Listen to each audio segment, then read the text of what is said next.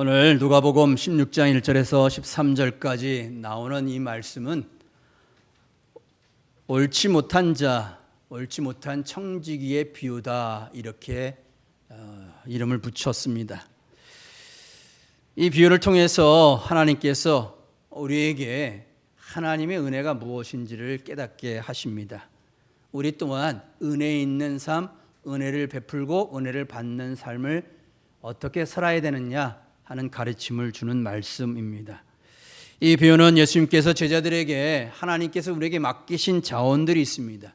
청지기로서 하나님 것인데 그 맡은 자로서 어떻게 잘 관리해야 되는지, 또 충성된 제자로서, 충성된 청지기로서 어떻게 사는 것이 잘 사는 것인가, 그런 교훈에 대한 가르침의 말씀입니다.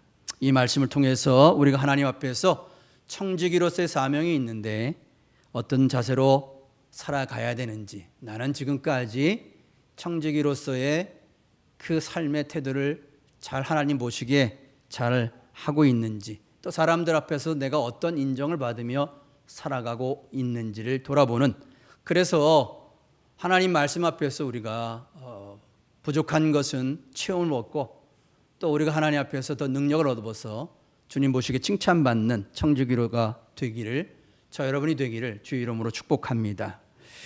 오늘 비유를 통해서 우리가 깨닫게 하시는, 예수님께서 우리가 깨닫기를 바라시는 것이 있는데, 첫 번째로 기억할 것은 누구나 삶의 위기가 찾아온다 하는 말씀입니다. 한번 화면을 넘겨주시기 바랍니다.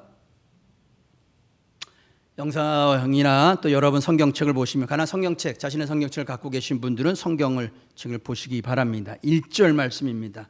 우리 1절 말씀 다시 한번 읽겠습니다. 또한 제자들에게 이르시되 어떤 부자에게 청지기가 있는데 그가 주인의 소유를 낭비한다는 말이 그 주인에게 들린지라, 이렇게 되어 있습니다. 여러분의 펜으로 주인의 소유를 낭비한다는 말이, 이 부분에 밑줄을 치시기를 바랍니다. 여러분, 청지기는 주인의 재산을 맡아서 관리하는 사람입니다. 그런데 그가 평탄하고 안정된 삶의 처지에서 큰 위기가 찾아오게 됐습니다. 이 위기의 원인이 무엇인가 살펴보니까 청지기로서 주인의 재산을 낭비하고 있다, 그런 말들이 돌기 시작한 겁니다. 그래서 주인은 그 소문의 근원을 듣고서 이 청지기를 불러내죠. 그리고 내가 어떻게 지금까지 했는지 다 보고하라, 다 세매보아라 얘기합니다. 재산관리 그 내역을 다 보여달라, 이렇게 이야기한 거죠. 만일 그 중에 주인의 것들을 잘못 관리해서 낭비했다면, 그것이 밝혀지게 되면 지금까지 자기가 맡아왔던 이 직무를 잃어버릴 위기에 처해 있는 겁니다. 내가 맡은 위치를 잃어버릴 그런 상황에 있게 되는 거죠. 주인이 청지기에게 그렇게 통보하고 있는 것을 보게 되죠. 정말 이 청지기의 입장에 보게 되면 갑자기 벼랑 끝에 서 있는 것 같은 심정이었을 거라고 여겨집니다. 만약에 어떤 잘못, 내가 실수해서 주인의 것을 낭비했다는 것이 밝혀지면 아무리 변명해도 해고당할 그런 위치에서 벗어날 수 없게 되는 거죠. 예수님이 이 비유의 말씀을 통해서 이 사람이 구체적으로 어떻게 낭비했다, 이런 말씀들은 자세히 설명하지 않습니다. 낭비했다는 그 말이 그 자기에게 들렸다, 이런 정도만 설명하고 있지요. 주인이 청지기에 관한 소문을 들었다 하는 말씀입니다. 주인이 이 말을 어떻게 듣게 되었을까요? 이 청지기가 이렇게 내 재산을 낭비한다는 말들을 주인에게까지 들려지기까지는 누가 이런 이야기들을 퍼뜨렸을까 한번 생각해 보시기 바랍니다. 아마도 주인에게 빚을 진 사람들이었을 거라고 여겨집니다. 11절에 다시 한번 보면 주인의 소유를 낭비한다 하는 말이 주인에게 들렸다라고 하는 말이 있는데, 여기 말이 들렸다라고 하는 말을 보면 영어의 성경에 의하면 고소당했다, 이런 의미가 있습니다. 고소당했다. 그러니까 그냥 단순히 소문이 아니라 지금 당신의 청지기, 당신의 하인이 지금 뭔가 잘못을 범하고 있습니다 라고 그의 잘못을 구체적으로 지적하면서 주인에게 다 일러 바치게 된 겁니다. 그 허물들을 이야기하고 있는 거죠. 이 한마디로 얘기해서 빚진 자들, 주인의 빚을 진 사람들이 이 주인의 재산을 잘 관리해서 빚을 잘 나눠주었던 그런 일들에서 뭔가 불만을 품게 되고 뭔가 해결되지 않는 문제들이 있으니까 이것을 소문을 내고 주인에게까지 들리게 되었다 하는 이야기죠.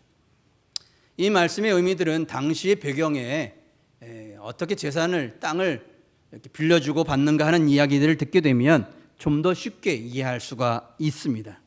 당시에 주인의, 부자인 주인의 재물을 관리하는 청지기가 있었습니다. 이 청지기들은 이 주인의 재산을 좀 더 잘 관리하고 더 부유하게 하기 위해서 그 땅들을 또 소작인들에게, 땅을 관리할 사람들에게 배분하는 일들을 맡아 하게 되죠. 그래서 소작인들이 열심히 그 땅을 농사지어서 결실을 거두게 되면 그에 대한 또 빌린 값을 대해서 소작료를 지불하게 되는 그런 관계를 형성하게 되어 있는 겁니다. 필요에 따라서는 이 청지기는 돈이 없는 사람들에게는 돈을 빌려주기도 하는 은행 대부하는 그런 역할도 하였던 것을 보게 됩니다. 당시에 세리들도 당시에 로마에 충성을 다하고 유대인들에게 세금을 걷었던 세리들도, 그래서 백성들에게 막 지탄이 되던 그런 세리들도 이런 것과 비슷하게 했습니다. 로마에게 세금을 바치기 위해서 백성들에게 세금을 걷어 들여서 로마에게 바치게 되는 거죠. 그런데 그냥 세금만 걷은 것이 아니라 세금의 일부를 더 붙입니다. 그래서 그 일부를 붙여서 그건 자기의 수고비로 갖게 됩니다. 주인의 것에 마땅히 돌려드려질 금액은 걷어들이지만 일부를 좀 더 붙여서 자기의 이익을 얻게 되는 것이죠. 사실은 이 위기의 원인은 어디에 찾아왔냐면 주인의 재산을 낭비한 것이라기보다는 주인의 재산을 가지고 자기의 이속을 챙기기 위해 더 많은 것들을 사람들에게 부여하면서, 그러니까 이 소작인들이, 빚을 진 사람들이 열심히 일을 해서 갚아야 되는데 허덕이는 겁니다. 너무 많은 것을 가져가게 되니까. 그런데 그 가져간 걸 따져보면 주인이 빌려준 정당한 것에 대한 갚는 데 정확하게 사용되면 좋은데 오히려 중간에 있는 이 청지기가 더 많은 것들을 가져간다고 생각한 겁니다. 그러니까 이 소작인들이 지금 불만이 있게 되는 거죠. 야, 재산 관리하는 자기 것도 아닌데 대신 맡아서 하는 사람인데 오히려 자기 배를 더 불리는 역할을 하게 된 것이죠. 그러니까 소작인들이 불평하고 불만하고 주인에게 들려지도록 고소를 하게 된 겁니다. 이 사람이 문제가 있는 사람입니다. 이 문제를 해결해 달라고 요청하고 있는 겁니다. 예수님이 이 비유의 말씀을 통해서 구체적으로 주인이 어떻게 낭비했는지 설명하고 있지 않지만 분명한 것은 소작인들로부터 원망을 받고 있는 상황이라고 하는 사실들을 우리에게 이해하게 하는 거죠. 아마 이 청지기로서는 좀 억울할 수도 있습니다. 나는 마땅히 수고하고 더 열심히 일하고 내가 내 목에 해당하는 것, 많이 불리는 것, 이게 뭐가 잘못이냐? 더 필요하고 더 열심히 일하는 사람들에게 더 많이 주고 그에 따라서 내가 내 목을 더 가질 수도 있는 거 아니냐? 치열한 경쟁 사회 속에서 또 그렇게 하는 것이 무엇이 잘못이냐라고 이야기할 수도 있습니다. 여러 가지 이유와 변명을 하면서도 자기가 모면할 수 있는 상황이었지만, 그러나 이 원망하는 목소리가 잦아들지 않는 한은 자기의 삶의 위기에 자기의 직분을 잃어버려야 될 그 위기의 상황은 해결될 수가 없게 되는 거죠. 왜냐하면 주인은 불평과 원망이 자기에게 들리니까 이 문제를 해결해야만 하는 겁니다. 그대로 이대로 묵인할 수 없는 상황이었다고 하는 겁니다. 여러분들이 이 청지기와 같은 입장이라고 한다면 어떻게 하겠습니까? 내가 열심히 일하던 일터에서 해고당할 위기에 처해 있다면 여러분들의 심정은 어떻게 될까요? 야, 앞으로 어떻게 살아야 하지? 아니면 내가 너무 억울하다? 이런 여러 가지 생각들 때문에 밤잠을 못 잘 수도 있습니다. 굉장히 복잡해지는 상황인 거죠. 여러분, 우리의 인생에는 삶의 위기가 찾아오게 됩니다. 다른 사람이 나를 고소해서 생기는 문제, 억울한 일 가운데 휘말리기도 하게 되지만 또 때로는 내가 잘못해서 내 실수로 삶의 위기가 찾아올 때도 있다 하는 겁니다. 중요한 것은 그 위기를 어떻게 대처하느냐가 더 중요합니다. 우리가 살아가는 인생 속에는 내가 아무리 열심히 해도 삶에 큰 위기가 찾아올 수 있다는 걸 인정해야만 합니다. 여기는 잘잘못을 떠나서 우리가 경험한 이 상황을 어떻게 지혜롭게 해결하는 것이 중요한가를 생각해 보게 하는 거죠. 오늘 본문의 말씀 속에서 예수님은 이것을 보게 하는 겁니다. 왜 위기가 찾아왔는지 생각해 보라는 겁니다. 왜 내가 건강을 잃게 됐는지, 내가 왜 재물에 부도날 위기에 처했는지, 내가 다른 사람들로 인해서 원망받을 만한 일이 생겼는지를 한번 생각해 보라 하는 겁니다. 이런 것을 보지 않으면, 나의 정직한 모습을 보지 아니하면 문제를 해결할 수가 없기 때문에 그렇습니다. 모든 인간들에게는 한 번은 죽음의 위기 앞에 서게 됩니다. 질병으로 인해서 빨리 찾아올 수도 있는가 하면 자연적인 노화로 인해서 찾아오기도 합니다. 모든 사람들에게는 시간이 언제까지 내게 주어지는지 아무도 모르지요. 태어날 때는 순서가 있지만 하나님 앞에 갈 때는 순서가 없다는 말처럼 우리의 앞날은 아무도 장담할 수 없는 것이 우리의 인생입니다. 만약에 여러분의 인생 가운데에 앞으로 살아갈 날이 며칠 안 남았다는 사형 선고를 받게 된다면 여러분의 심정은 어떤 심정일까요? 암 선고를 받아서 길어야 6개월 정도 살 것입니다. 아니면 교통사고 나서 아주 위급한 상황에 처해서 며칠 못 살 것 같습니다. 아니면 경제적인 큰 위기를 닥쳐가지고 헤어날 길이 없을 때에 막막한 그런 상황에 처할 수도 있게 되죠. 삶의 위기에 처했을 때에 내가 어떻게 할 것인가, 남은 시간들을 내가 어떻게 보낼 것인가 우리는 생각해 보지 않을 수가 없습니다. 사람이라면 내가 인생이 마지막 마무리를 잘 짓고 싶은 것이 우리가 모든 사람이 갖는 생각들이죠. 그래서 한번 생각해 보았습니다. 과연 사람들은 그 남은 시간에 어떻게 보내기를 원할까? 여러분들에게 만약 시간이 1년 주어졌다, 아니면 한 달 주어졌다, 그러면 그 시간이 굉장히 소중할 겁니다. 다른 사람의 만약 한 달 인생이라면 다른 사람이 1년 또 몇 년 보내는 인생과는 비교할 수 없을 정도로 매우 그 시간 한 시간들을 소중하게 보내게 될 줄로 믿습니다. 사람들은 과연 남은 시간에 무엇을 하기를 원할까? 요즘에 많은 사람들이 궁금하면 물어보는 데가 있죠.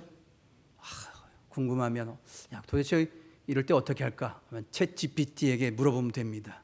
요즘에는 웬만한 답들은 웬만한 박사보다도 더 잘 대답해 주는 게 챗 GPT입니다. 물어봤어요. 여러 가지 이유 때문에 시한부 인생을 살게 된다면, 한 달 주어지고 1년 주어진다면 당신은 남은 생에 어떻게 보내기를 원하십니까? 사람들이 대답한 얘기를 다 종합해서 우선순위를 매겼어요. 그랬더니 첫 번째가 무엇이냐면 가족 및 사랑하는 사람들과 함께 보내겠다 하는 것이 첫 번째였습니다. 사랑하는 사람들과 함께 보내고 싶다. 여러분, 인간이기 때문에 우리는 남은 시간, 내게 주어진 시간, 소중한 가족, 친구, 또 사랑하는 연인들과 함께 보내기를 원합니다. 왜냐하면 그 사랑이 소중하니까. 내 인생 가운데 많은 것들이 중요한데 정작 우선순위를 매기면 사랑하는 것만큼 더 귀한 게 없다는 겁니다. 귀한 걸 느끼게 되는 거죠. 그래서 대부분이 비행기에 큰 사고가 나거나 이럴 때에 그 비행기 그 위급한 상황 속에도 가족에게 전화하면 남기는 말이 뭐예요? 아빠 사랑해, 엄마 사랑해, 얘들아 사랑한다, 이 말이잖아요. 여러분, 인간이 이 땅에 살아가면서 한마디 남기는 말은 사랑이에요. 사랑한다, 사랑한다. 우리 인생이 여러 가지가 소중하지만 정작 소중한 건 사랑인데 그만큼 소중하기 때문에 우리는 또한 가볍게 여기며 살아가고 있는 것이 우리들의 모습이 아닌가 싶습니다. 두 번째로 대답하기로 사람들이 얘기하는 것은 좀 더 내가 지금까지 살아왔던 삶의 의미를 잘 정리하면서 내면적인 평화를 누리고 싶다 하는 얘기를 합니다. 그래서 종교적이거나 영적인 활동 이런 시간에 내 남은 인생을 보내고 싶다, 이렇게 이야기하는 사람들이 있습니다. 세 번째는 버킷리스트를 작성해서 여행이나 새로운 취미나 오랫동안 꿈꿔왔는데 하지 못했던 것, 이런 것 해보면서 남은 인생을 보내고 싶다 이렇게 대답합니다. 네 번째로는 사회적 기여하거나 유산을 남겨서 더 많은 사람들에게 좋은 일 하다가 가고 싶습니다 얘기했습니다. 내가 가지고 있는 재산들 이런 모든 것들이 꼭 필요하게 나보다 더 필요한 사람들에게 쓰일 수 있도록 나눠주는 그런 일을 하고 난 가고 싶다 이렇게 얘기했습니다. 여러분 이 사람들의 이야기를 보면 내가 오늘 왜 살아가지? 그 삶의 목적들을 돌아보게 하는 대답들이라고 할 수 있겠습니다. 우리는 평상시에는 잘 질문하지 않는데 내 앞에 위기가 닥쳐오면 이런 중요한 내 삶의 문제들이 우선순위로 떠오르게 되어 있다는 겁니다. 여러분 오늘 본문의 비유에서 이 청지기가 삶의 위기에 처하게 되니까 자기의 지위에서 해고될 위기에 처하게 되니까 그게 어떻게 생각합니까? 땅을 파자니 힘이 없고 빌어먹자니 부끄럽구나 이렇게 얘기합니다. 그동안 자기가 일을 한 것이 아니라 관리하는 역할을 했기 때문에 땅을 팔 힘 그렇게 일을 해본 사람이 아닙니다. 그러니까 땅을 파서 나머지 남은 인생을 살아갈 수도 없습니다. 그렇다고 다른 사람들에게 빌어먹는 삶은 도저히 차마 할 수가 없는 거죠. 비굴하게 여겨지기 때문에. 그나마 자존감은 남아 있어서 사람들에게 비굴하고 싶지 않는 그런 마음도 표현하고 있습니다. 그는 자기의 직면한 현실들을 정확하게 보았습니다. 나의 현실적인 문제가 무엇인지를 정확하게 보았습니다. 그리고 행동합니다. 어떻게 행동했나요? 이 부분이 오늘 두 번째로 예수님의 비유에서 배워야 될 중요한 교훈입니다. 두 번째는 뭡니까? 영상 또 넘겨주세요. 지혜로워야 살아날 길을 찾는다는 겁니다. 위기에 처했을 때에 지혜로워야 살아날 길을 찾는다 하는 겁니다. 8절 말씀 함께 읽겠습니다. 함께 읽습니다. 주인이 이 옳지 않은 청지기가 이를 지혜 있게 하였으므로 칭찬하였으니 이 세대의 아들들이 자기 시대에 있어서는 빛의 아들들보다 더 지혜로움이니라. 지혜 있게 하였으므로 칭찬하였으니 이렇게 밑줄 쭉 끼시고 칭찬에 이렇게 동그라미 치시기 바랍니다. 여러분 인생이 지혜로워서 칭찬받는 인생 되시기를 바랍니다. 분명 예수님께서 이 청지기가 한 행동을 보며 정말 지혜롭구나 이렇게 얘기했다는 겁니다. 그런데 옳지 않은 사람이에요. 옳지 않은 사람인데 그 행동한 것이 지혜로웠어요. 그러니까 예수님께서 매우 칭찬하고 있는 거죠. 내가 뭘 할까 위기에 처했을 때에 일할 수도 없고 빌어먹을 수도 없는 아주 난감한 상황에 처했을 때에 고민합니다. 그러다 번뜩 그의 머리를 스쳐가는 아이디어 하나가 떠오르게 됐던 거죠. 여러분 문제가 직면하면 기도해야 합니다. 내가 머리 싸고 고민해봐야 답 찾을 수 없습니다. 모든 건 내려놓고 모든 상황 주님 앞에 알아보면서 주님 앞에 기도할 때 주님께 주시는 생각이 찾아오게 되는 거죠. 피할 길을 얻게 되는 겁니다. 이 청지기가 5절, 7절 내용이 그가 어떻게 위기를 극복할 수 있는지를 행동한 모습들을 보여주고 있습니다. 한마디로 표현해서 빚 탕감하는 일을 하게 됩니다. 사람들을 빚진 자를 다 불러 모았습니다. 다 오라고 했습니다. 먼저 온 사람들부터 순서로 그들이 가지고 있는 빚 증서를 내보라 얘기하면서 고치기 시작합니다. 한마디로 서류 조작을 하고 있는 겁니다. 서류 조작. 여러분 서류를 조작한다는 건 매우 무서운 죄인데 근데 중요한 건 주인이 이거를 아무러지 않는다는 거예요. 이게 매우 중요합니다. 올리브 기름 100마를 진 사람 올리브 100마리면 노동자 3년치 월급입니다. 이 사람에게는 100마리인데 50으로 고치라 절반을 깎아줍니다. 그럼 밀 100석인 사람에게는 노동자 7년 반치의 월급입니다. 이 사람에게는 80이라고 고치게 합니다. 한마디로 사람들이 지고 있는 빚을 탕감해 주었다는 거죠. 왜 그랬습니까? 그 이유를 4절에서 말하고 있어요. 청지기가 만약 자기가 직분을 잃어버리게 되면 자신을 원망하던 사람들이 마음을 바꾸게 해서 자기를 안타까이 여기게 해야 되겠다는 마음을 갖게 됐다는 거예요. 지금까지는 나에게 불평하고 원망하고 막 그렇게 했던 사람인데 그들에게 빚을 탕감해 주면 그들에게 은혜를 경험하게 하면 야 우리도 어려울 때 힘들었는데 저 사람도 지금 어렵게 됐구나 하면서 그에게 직장을 잃어버려서 갈 데가 없을 때 자기 집으로 초청해서 먹을 것을 주고 잠을 재워주지 않겠느냐 하는 생각을 하게 되었다는 겁니다. 여러분, 사람이 다른 사람의 마음을 얻는 게 굉장히 중요합니다. 사람들의 마음을 어떻게 얻으려고 하는가? 이 청지기는 그걸 아는 거예요. 원망의 원인이 무엇이었습니까? 빚이 너무 무거운 거예요. 이 무거운 것을 해결해 준 거죠. 그런데 주인의 입장에 보면 야, 서류 조작, 범죄를 범하고 있는 것처럼 보여지는데 주인은 칭찬을 해요. 왜 그랬습니까? 주인에게는 전혀 손해가 되는 일이 아니기 때문에 그렇습니다. 왜냐하면 지금 이 청지기가 탕감해준 올리브 기름 100말에서 50이라고 쳤을 때에 그 50을 탕감했는데 그 50에 해당되는 부분은 청지기의 목이었습니다. 주인의 것은 50을 그대로 남겨준 거죠. 그러니까 사람들이 지고 있는 주인의 원금은 그대로 남겨두고 백성들의 이 빚이 너무 무겁다고 하니까 자기가 받아야 할 목을 탕감해 준 거예요. 그러니까 은혜를 베푼 거죠. 마땅히 자기가 수고하는 수고비를 받아야 될 그 부분을 사람들에게 빚으로 넘기지 아니하고 자유로울 수 있도록 해결해 준 겁니다. 그러니까 주인도 좋고 불평이 있었던 소작인들도 좋은 것이죠. 이것이 청지기가 행한 행위였다 하는 이야기죠. 당시에 빚을 진다는 것은 엄청난 고통이었습니다. 빚으로 인해서 노예가 되기도 하고 그 자손에까지 이어지게 되는 것이 당시 고대 사회에 모든 사람이 겪고 있는 아픔이었던 겁니다. 빚을 탕감한다는 건 굉장히 큰 은혜를 입는 겁니다. 기쁨과 해방을 주는 것과 같은 모습이죠. 여러분, 예수님께서 이 비유를 통해서 우리에게 하시는 말씀은 우리 또한 빚을 탕감받은 자라고 하는 걸 깨닫게 하시는 겁니다. 예수님이 죗값으로 마땅히 지어져야 될 그걸 용서해 주었던 이미 너희는 용서를 받은 자 아니냐 하는 것을 생각하게 하는 거죠. 그리고 마땅히 사람과 사람들이 함께 살아가려면 손익계산법에 따라서 법의 우선순위에 따라서 사람들에게 냉랭하게 살아가지 말고 허물이 있더라도 좀 잘못이 있더라도 덮어주고 이해해주며 용서하는 삶을 살라, 은혜를 베푸는 삶을 살라 하는 것을 깨닫게 하여 주시는 겁니다. 분명히 이 청지기에 옳지 않은 사람이었는데 옳지 않는 자가 옳지 않는 그 재물로 지혜롭게 할 수 있었다고 말씀하고 있습니다.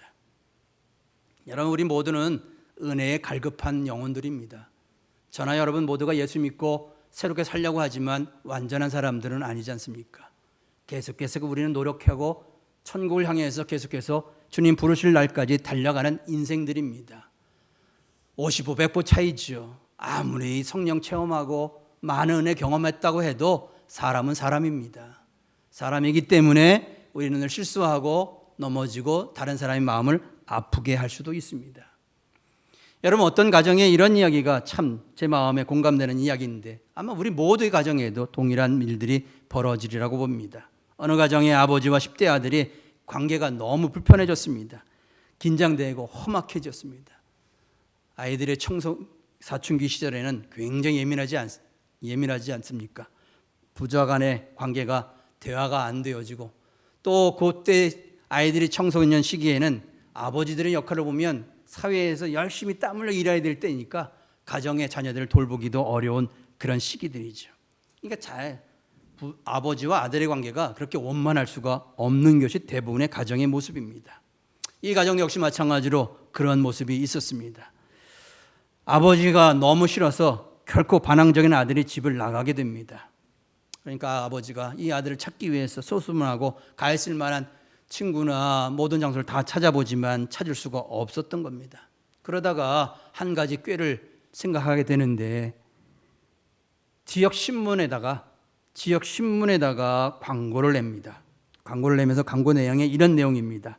사랑하는 철수야, 정우의 신문사 앞에서 나를 만나자. 모든 것을 용서할게. 사랑해, 아버지가. 이런 광고 문구를 신문에 넣었습니다. 시간이 지나서 몇 월 며칠 날 만나자 하는 날이 다가왔습니다. 그래서 신문사 앞을 찾아갔더니 수백 명의 사람들이 그 신문사 앞에 다 모여있더라는 겁니다. 왜 그렇습니까? 모두가 다 철수해요.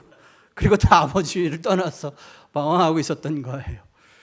여러분, 우리 인생이 그래요. 다 잘난 것 같고 온전한 것 같지만 우린 다 죄인들이에요. 의롭다고 믿음은 의로워졌다고 하지만 여전히 죄에 범하고 살아가는 우리들의 모습 아닙니까?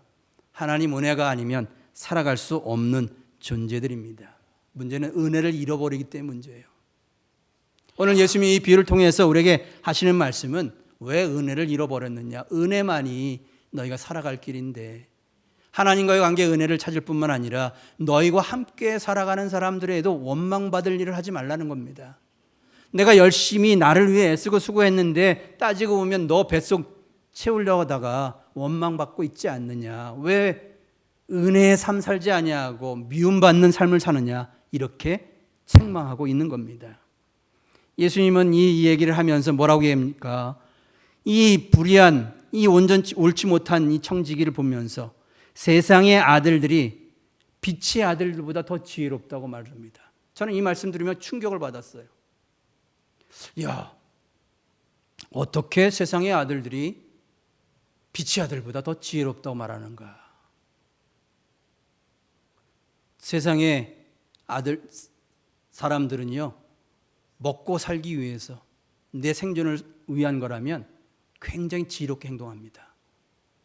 때로는 비굴할 정도도 내가 가족을 살리고 누굴 살리려면 무릎 꿇고 그렇게 합니다. 왜요? 가정을 살리기 위해서. 자존심, 옳고 그름 따지지 않습니다. 왜냐하면 지금 중요한 거는 살아야 되기 때문에. 이게 세상 사람들의 방식이에요. 힘 있을 때는 힘을 두르고 힘이 없을 때는 힘 있는 자에게 낮아집니다. 그래야 살아남으니까. 이게 세상 사람들이 세상 살아가는 서재술인데 이게 때로는 지혜롭다는 거예요. 왜? 빛의 아들들은 하나님의 은혜를 경험하고 의롭다고 얘기하는데 정작 삶의 위기가 찾아오니까 옳고 그름만 따지는 거예요. 내가 지금 당장 살아나가야 되는데. 그러니까 실제적인 삶의 문제에서는 지혜롭지 못하다고 책망하고 있는 거예요. 사실 이 이야기는 누구에게 하시는 말씀입니까? 누가복음 15장 16절 연결되는 부분의 말씀이에요. 15장은 잃어버린 드라크마, 잃어버린 양, 잃어버린 아들에 관한 비유의 말씀이었죠. 그런데 16장도 시작할 때 또한이라고 말씀하면서 이어서 하시는 말씀이에요. 그러니까 잃어버린 자들의 아픔과 그걸 함께 하지 못하는 첫째 아들과 같은 그런 의로운 사람들, 이 말씀을 들어야 될 사람이 바리새인과 서기관들이라고 지칭하고 있지 않습니까? 빛의 아들이라고 말한 말은 하나님을 믿는다고 얘기하는데 은혜가 사라져버린 바리새인 서기관들을 이야기하고 있는 거예요. 지금 우리가 자칫 잘못하면 은혜를 받은 자가 은혜를 잃어버리면 우리도 바리새인 서기관과 같이 지혜롭지 못한 아둔한 자가 될 수밖에 없다는 것을 말씀하고 있습니다. 그렇기 때문에 우리는 세상 사람들보다 더 지혜로워져야 돼요. 예수님은 이 시대의 빛의 아들이라고 입으로 얘기하지만 실제로 지혜롭지 못하는 것을 책망하고 계시는데 사실은 우리는 더 지혜로워져야 하는 거죠. 어떻게 우리가 세상 사람들보다 더 지혜로울 수 있을까? 이것이 마지막 세 번째로 주님이 우리에게 주시는 교훈이에요. 작은 일에 충성하는 것에서부터 하나님을 섬기라는 겁니다. 작은 일에 충성하는 것에서부터 하나님을 섬기면 세상 사람들보다 더 지혜로울 수 있다는 겁니다. 10절, 13절 두 부분이 있는데요. 13절 후반부 말씀만 읽겠습니다. 우리 한 목소리로 함께 읽겠습니다. 지극히 작은 것에 충성된 자는 큰 것에도 충성되고 지극히 작은 것에 불의한 자는 큰 것에도 불의하니라. 13절 후반부입니다. 너희는 하나님과 재물을 겸하여 섬길 수 없느니라. 세상 사람들보다 더 지혜로운 빛의 사람들이 되어야 돼요. 어떻게 해요? 작은 일에 충성할 때, 하나님의 영광을 위해 충성된 삶을 살아갈 때 가능하다 하는 말씀입니다. 예수님께서는 어떻게 내게 하나님 맡기신 걸 잘 관리하며 살아갈 수 있느냐? 주신 것을 잘 관리하는데 작은 것에서 충성하라는 말씀이며 심지어는 불의한 재물로 친구를 사귀라라고까지도 말씀합니다. 야, 이왕이면 하나님 일을 하는데 정당한 방법으로 옳은 걸 가지고 해야지 심지어는 불의한 재물로 친구를 사귀라니 의아할 수 있습니다. 그러나 너희들이 이 땅에서 자기의 목으로 챙겼던 청지기가 자기의 목을 챙길 때까지는 불의한 것이었습니다. 그런데 그거를 탕감해 주고 난 이후부터는 오히려 그 재물 때문에 사람들의 마음을 부드럽게 하고 행복하게 만들었어요. 여러분, 우리 인생 가운데에 내가 열심히 일하고 뜸하고 혹시나 내가 옳지 못한 방법으로 수고해서 얻은 거라 할지라도 그것으로 하나님의 영광을 누리고 사람들을 섬길 수 있는 재물이 될 수 있다는 겁니다. 이 엄청난 하나님의 은혜가 우리에게 부어지게 되는 거죠. 하나님 우리에게 귀한 것들을 맡기십니다. 모든 인간이 이 땅에 살아가기에 필요한 것들은 다 주셨습니다. 어떤 사람이라도 살아갈 길들을 열어주신 것이죠. 어떤 사람은 머리가 좋은 사람이 있는가 하면, 어떤 사람은 부지런하게 성실하게 일할 수 있는 성품을 준 사람이 있는가 하면, 어떤 사람들은 손과 발에 재주가 있어서 아주 신비한 것들을 만들기도 하고, 어떤 사람은 말을 잘함을 통해서 사람들의 위로와 격려와 힘을 돋워 주는 사람이 있는가 하면, 어떤 사람은 침묵하고 인내하면서 오래 참는 그런 사람들도 있습니다. 하나님이 우리에게 주신 건 너무나 많아요. 귀한 것들이 있습니다. 그것을 잘 사용하라는 겁니다. 그걸 여러분들이 잘 사용할 때에 하나님의 영광을 위해서 하나님 기쁨 가운데 지혜로운 자가 되어줄 수 있다는 거죠.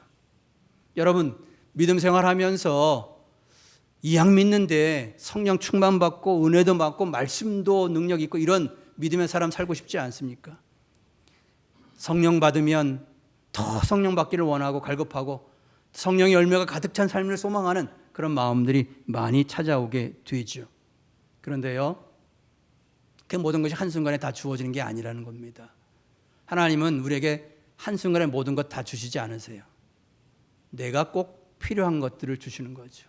그런데 작은 것에 주신 걸 가지고 감사하며 열심히 일하고 섬기고 나눠주고 베푸는 삶 사니까 주님이 또 하나 더 맡기시는 거예요. 그래서 교회도 보면 일하는 사람이 일을 해요. 그렇지 않나요? 열심히 일하는 사람은 또 일복이 있어가지고 계속 일이 찾아오게 돼요.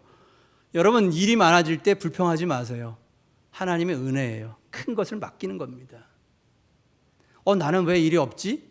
그러면 작은 것에 충성 못하고 있는 거예요.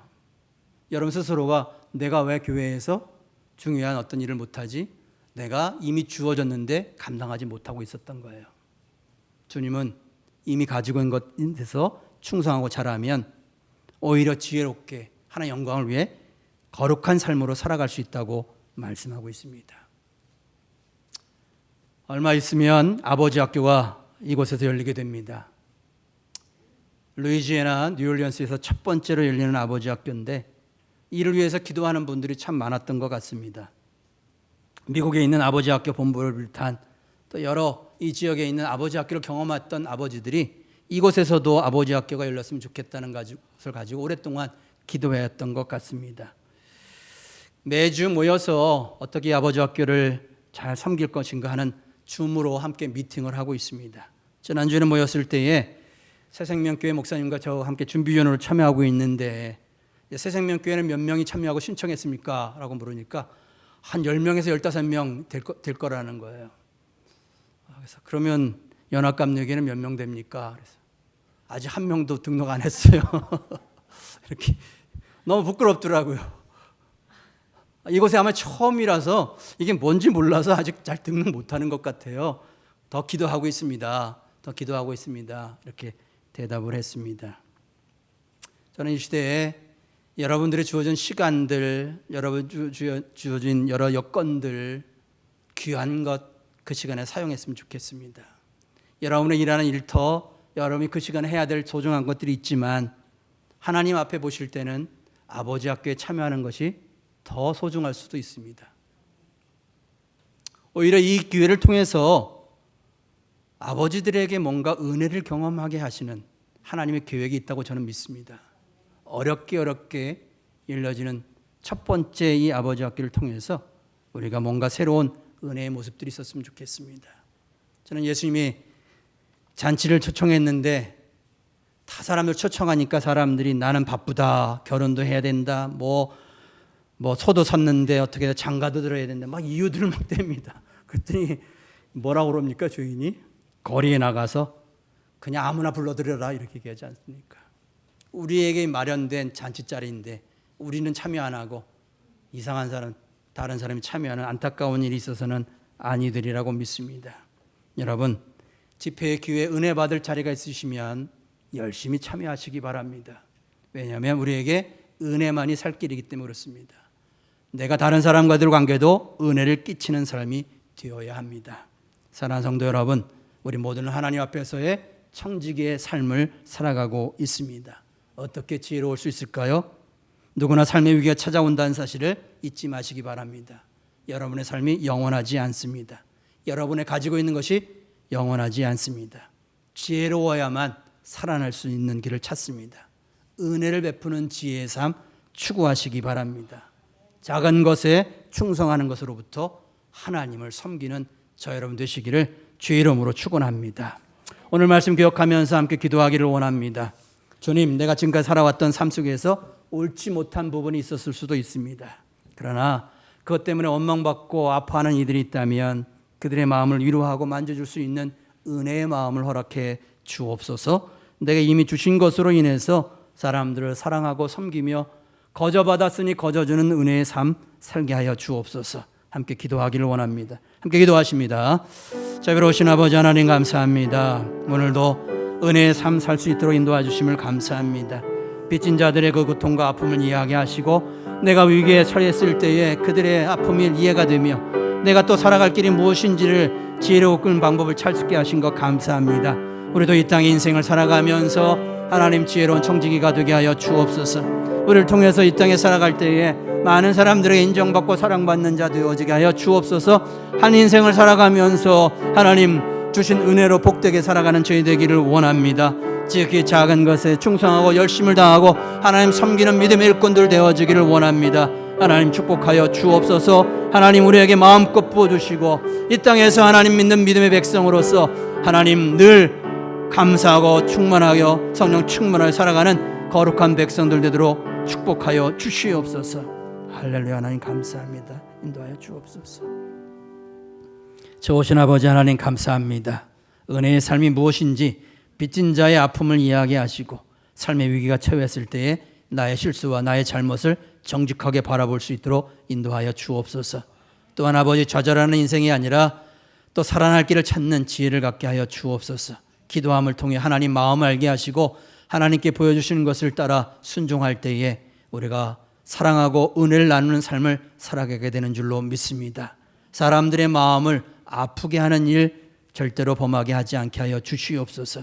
서로 사랑하고 섬기고 주님의 사랑을 나누는 저희들 되기를 원합니다. 이미 우리에게 주신 것들로 인해 은혜의 삶, 사랑의 삶을 살도록 우리를 부르셨습니다. 우리에게 구원받은 자로서 천국에 갈 때까지 이 삶 아름답게 감당할 수 있는 우리 모두가 되도록 축복하여 주시옵소서. 예수님의 이름으로 감사하며 기도드리옵나이다. 아멘.